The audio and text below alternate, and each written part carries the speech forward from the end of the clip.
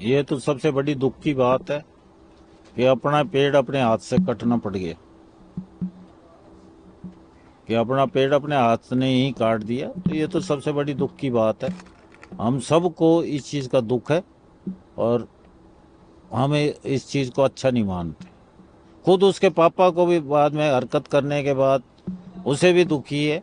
वो भी बार बार ये कहता रहा, भाई मेरे से कन्यावध हो गया, मेरे को फांसी दिलवा दो। ऐसा थाने में भी कहा उसने कि मेरी ऐसी रिपोर्ट बनाओ कि जो मेरे को कानून फांसी चढ़ा दे।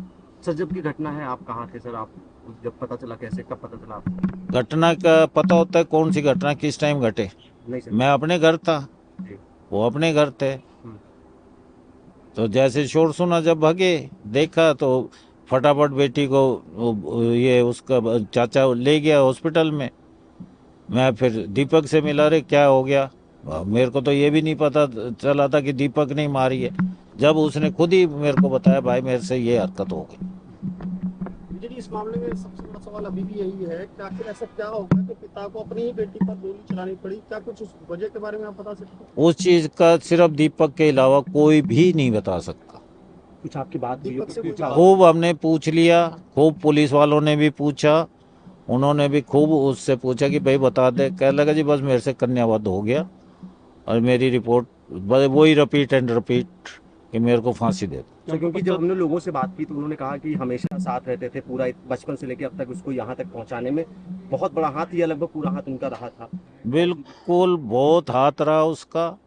उसने अपने पौधे पाला, ठीक है, उसी का पौधा था, पाला उसी ने था, पर हर कोई इतने वो टाइम नहीं दे सकता। उसने अपना सारा काम धंधा अपने बच्चों के ऊपर सब छोड़ दिया था और अपने उन्हीं के पीछे अपना पूरा जो क्या खाना है, क्या पहनना है, क्या चीज़ तुम्हें चाहिए, क्या नहीं, कैसे खेल के लिए रॉकेट चाहिए, बॉल चाहिए, कहाँ जाना है कहाँ नहीं, पूरा इन्वेस्ट करता था, पूरा उसका वो ध्यान करता था। समाज के ताने कहीं कोई वजह थे? जो FIR में भी है, पुलिस भी बता रही है कि समाज से ताने मिलते थे, बेटी की कमाई खाने वाला आदमी। कमाई की वो कोई पीछे से हल्का घर का तो नहीं था।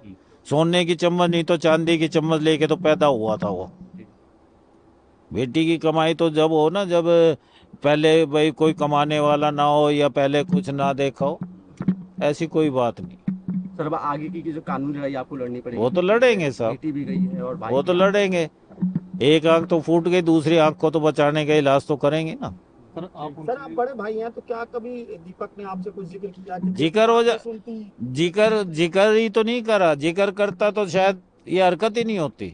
मेरे से नहीं, अपने हमसे किसी से भी नहीं करा उसने, कोई जिक्र नहीं हुआ। ठीक है सर, आप उनसे मिले तब उनको पश्चाताप इसी चीज का होगा और किस चीज का पश्चाताप होगा? इसी चीज का पश्चाताप हुआ कि तूने कन्यावध कर दिया। ये हुआ तो हुआ कैसे, उसे खुद नहीं पता। खुद उसको ये नहीं पता कि कितनी गोली लगी, कितनी नहीं लगी। सर, राधिका की मां से आपकी बात हुई हो? क्योंकि नहीं जी, उनसे कोई उनसे कोई अभी तक बात नहीं हुई।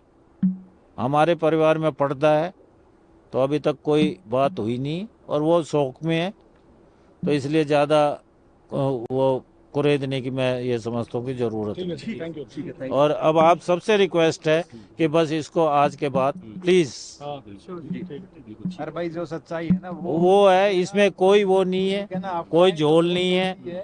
कोई अगर अगर क्या नाम है, उसने गलत हरकत करी है, अगर क्या करी है गलत हरकत, तो उसको जैसे कानून सजा देगा हमें मंजूर है।